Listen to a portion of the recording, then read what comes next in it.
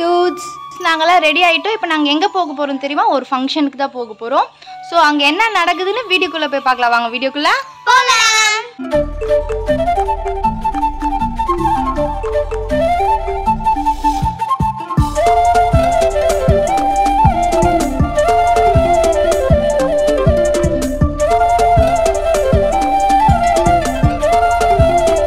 நாங்க இப்போ ரயில்வே ஸ்டேஷன்ல தான் இருக்கோம். ஸோ ஃபங்க்ஷனுக்கு கிளம்பிட்டோம்.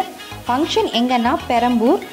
நான் வந்து பிறந்து வளர்ந்த இடமே பெரம்பூர் தான். ஸோ அங்கே தான் போகிறோம். இப்போது ட்ரெயினுக்காக வெயிட் பண்ணிகிட்ருக்கோம். ட்ரெயின் ஏறியாச்சு. ட்ரெயினில் வந்து எங்கள் எல்லாருக்குமே உட்கார இடம் கிடச்சதுனால என்னோடய ஸ்டோரியை பசங்கக்கிட்ட சொல்லிட்டு வந்துட்டு இருந்தேன். அதாவது என் அண்ணன் நான் எல்லாம் பெரம்பூர் எப்படி வளர்ந்தோம், அங்கே எப்படி இருந்தோம், அதெல்லாம் சொல்லிவிட்டு எனக்கே ஃபன்னாக ஜாலியாக இருந்தது. அந்த கதையெல்லாம் சொல்லும் போது பசங்க ஆர்வமாக கேட்டுட்டு வந்துட்டு இருந்தாங்க. மார்னிங் ரொம்ப சீக்கிரம் கிளம்புனதால் நாங்களாம் சாப்பிடல. ஸோ ஸ்ட்ரைட்டாக ஹோட்டல் போயிட்டு சாப்பிட்டுட்டு அப்புறம் ஃபங்க்ஷன் போகலான்ட்டு நாங்கள் ஹோட்டலுக்கு வந்தாச்சு.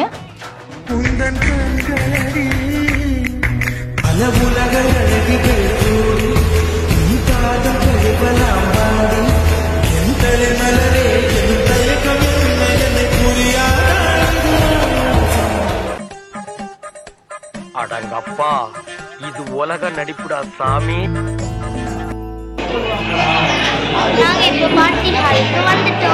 ஸோ ஃபங்க்ஷன் யாருக்குன்னா என்னோட சித்திக்கு, அதாவது எங்கள் அம்மாவோட பெரியப்பா பொண்ணுக்கு.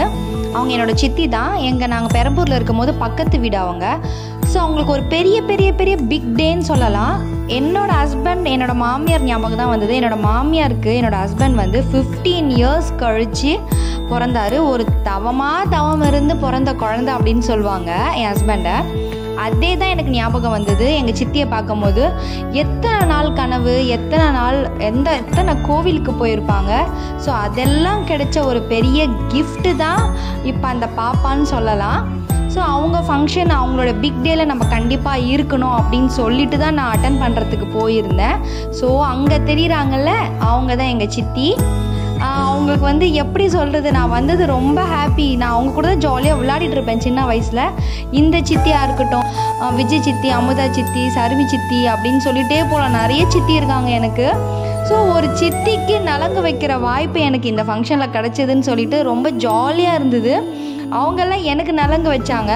ஸோ இப்போ நான் அவங்களுக்கு வைக்கும் போது அது ஒரு பயங்கரமான ஃபீலாக இருந்தது. அவங்களும் அதுக்கு ரொம்ப ஹாப்பியாக ஃபீல் பண்ணாங்க. மறக்கவே முடியாது எனக்கு அந்த நாள். ஏன்னா நாங்கள் அப்படி ஒரு என்னை வந்து ரொம்ப செல்ல பொண்ணுன்னு சொல்லலாம் நான் அவங்க எல்லாருக்குமே. ஏன்னா ஃபஸ்ட்டு எங்கள் அம்மாவுக்கு மேரேஜ் ஆனதுக்கப்புறம் நான் தான் அங்கே பெண் குழந்தை எங்கள் அண்ணனுக்கு அப்புறம். ஸோ எல்லாருமே என்னை தூக்கி கொஞ்சிட்டு என்னை எல்லார் வீட்டுக்கும் கூட்டிகிட்டு போவாங்க. ஸோ அவங்க எல்லாருமே எனக்கு தெரியும்.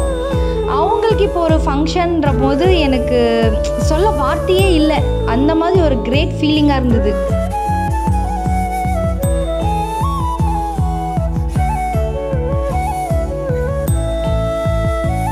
அப்புறம் என்ன ஃபங்க்ஷனும் நல்லபடியாக முடிஞ்சுது. நாங்களும் சாப்பிட்டுட்டு வீட்டுக்கு கிளம்ப ரெடி ஆகிட்டோம். என் புருஷுக்கு வெயிலுக்கு தலைலாம் கேராவுதான். செம்ம வெயில். ஒரு வழியாக நாங்கள் வீட்டுக்கு ரீச் ஆகிட்டோம். இன்னும் மே மந்தில் என்ன ஆக போகுதுன்னு தெரியல. சரி, ஓகே, நான் உங்களை நெக்ஸ்ட் வீடியோவில் மீட் பண்ணுறேன். எங்கள் வீடியோ உங்களுக்கு பிடிச்சிருந்தா லைக் பண்ணுங்க, ஷேர் பண்ணுங்க, கமெண்ட் பண்ணுங்க. மறக்காமல் சப்ஸ்கிரைப் பண்ணிக்கோங்க. கூடவே அந்த பெல் ஐக்கானையும் ப்ரெஸ் பண்ணிக்கோங்க. பாய். ட்ரெஸ்ஸே மாற்றிட்டாங்க இந்த அம்மா. பாய்.